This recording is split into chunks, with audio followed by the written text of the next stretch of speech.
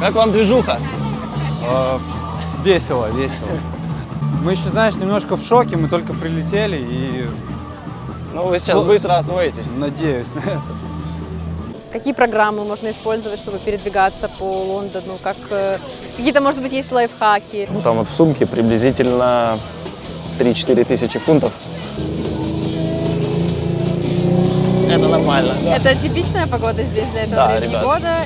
все камеры, которые по городе, они вас мгновенно вычислят и вас догонят полицейские и спросят страховку, потому что знают, что и у вас нет. Да, школы бесплатные, даже собаки здесь есть. Все с ними будет нормально. И дети здесь реже болеют. Магазины, в которых можно одежду купить недорого, с хорошим британским качеством. Это будут магазины с большой вероятностью на hello, thank you. Он был чуть менее компактный, чуть более тяжелый. Он тоже был классный, я его очень любил, там было 3 скорости. У меня его сперли, когда я его пристегнул к столбу на целый день.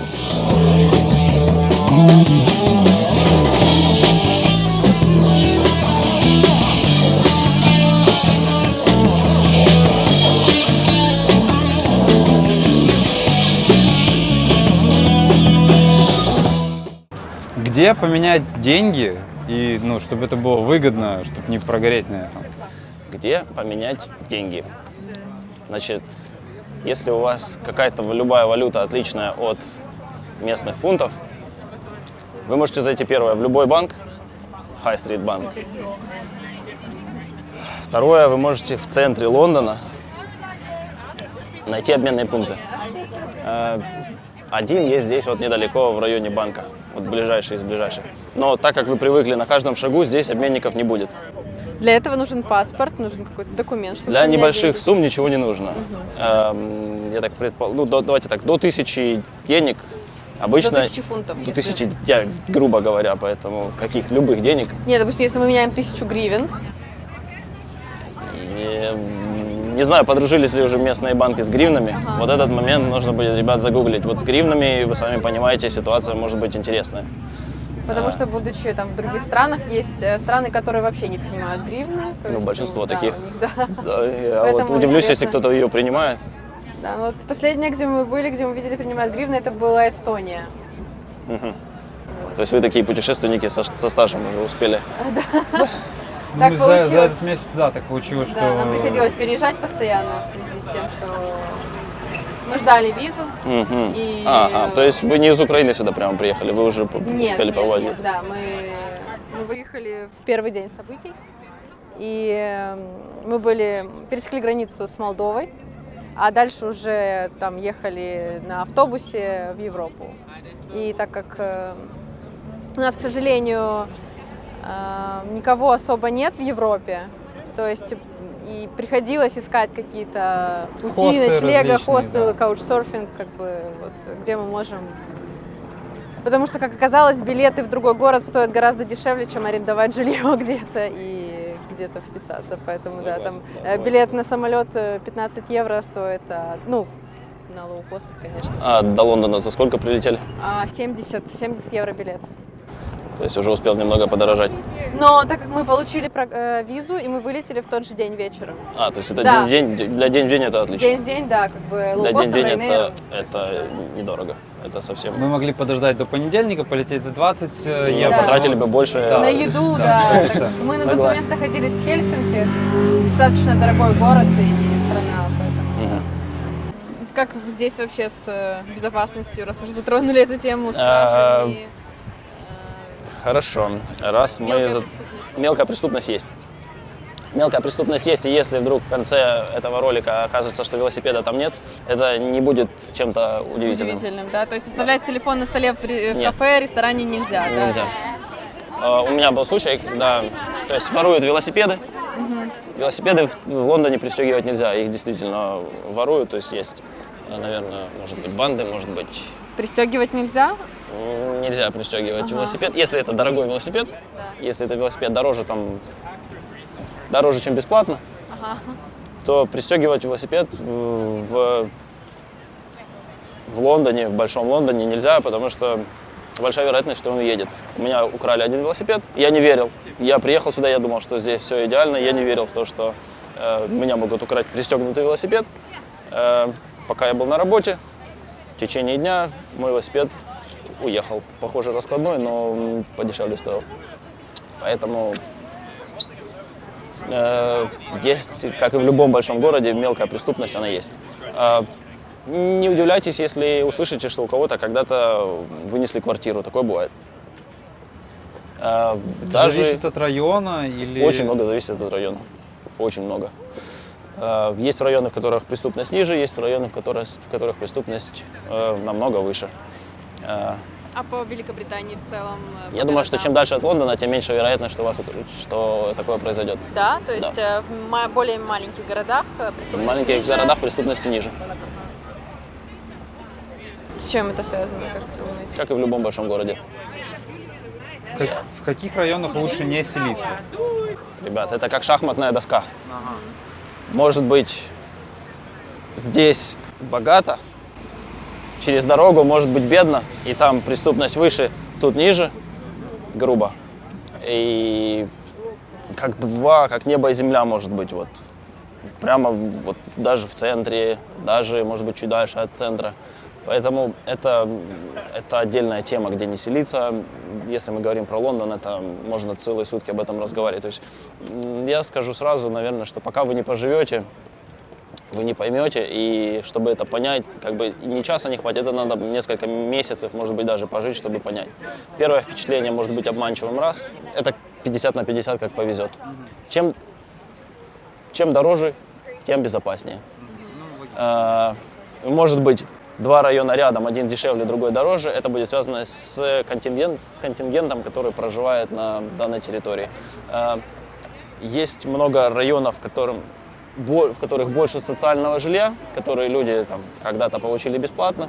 Соответственно, там, наверное, ситуация с преступностью может быть похуже. Там, где дорогое жилье, там, где его невозможно купить, там, где за то же самое визуально вы платите в 1,5-2 раза больше, там и преступность будет ниже, и... Меня интересует такой вопрос. Вот мы приехали сюда, нам поставили визу на полгода, сейчас нам надо податься на биометрию. И я не смог найти вот этот линк, по которому мне надо податься, что вообще делать с этой биометрией, как ее сдать, как быть в этой ситуации. Значит, на вчерашний день этой ссылки еще просто не существовало.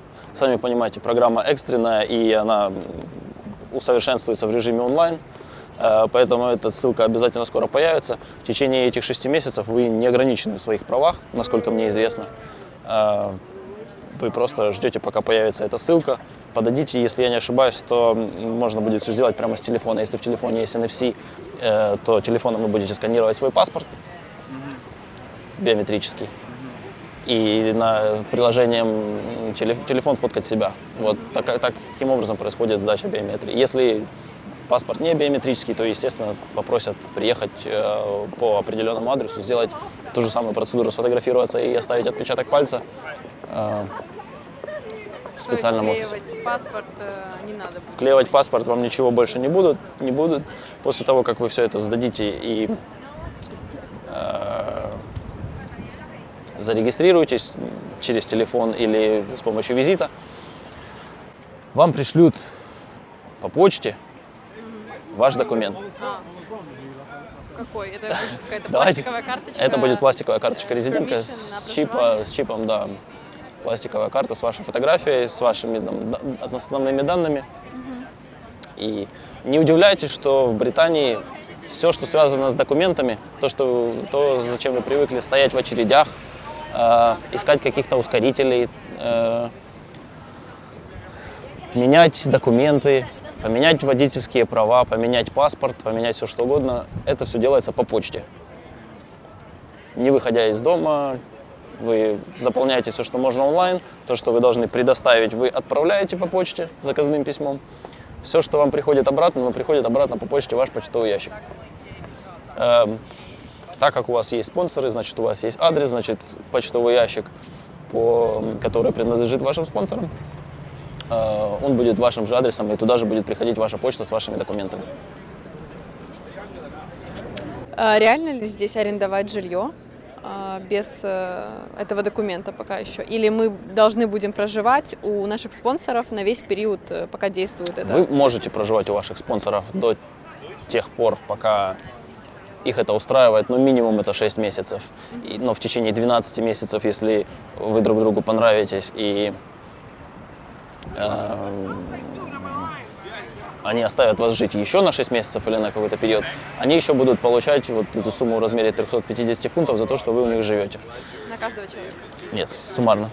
Суммарно. 350 фунтов спонсор получает независимо от того, сколько людей он у себя принимает. Вы вдвоем не будете работать на постоянной работе, найти жилье подороже будет трудно, поскольку агентство недвижимости работает здесь немного по другому принципу. Либо нужно будет показать... Платежеспособность, выписку с банка, да? То есть, либо нужно будет доказать платежеспособность раз, либо заплатить на год вперед. Причем оплата на год, вот эта функция, она появилась совсем недавно здесь. То есть раньше таких разговоров по поводу оплаты на год не было, но вот сейчас это такое более частое явление. И оплата на год иногда помогает решить вопрос, если вы не можете подтвердить свои доходы. Комнату снять вы сможете намного проще. То есть если вы будете искать комнату в коммунальном жилье, в Лондоне это нормально. Я знаю, что большинство из нас привыкли жить отдельно, там, многие дорого, красиво. В Лондоне много людей привыкли большую часть своей жизни жить в коммуналках, ну, так сказать, просто в совместном жилье. Гостиные здесь не считаются жилыми комнатами, скажем так. И когда вы слышите однокомнатная квартира, это значит в квартире одна спальня и еще есть гостиная. Если вы слышите двухкомнатная квартира, это значит в квартире есть 2 спальни, гостиная, кухня может быть отдельно, может быть совмещена с гостиной.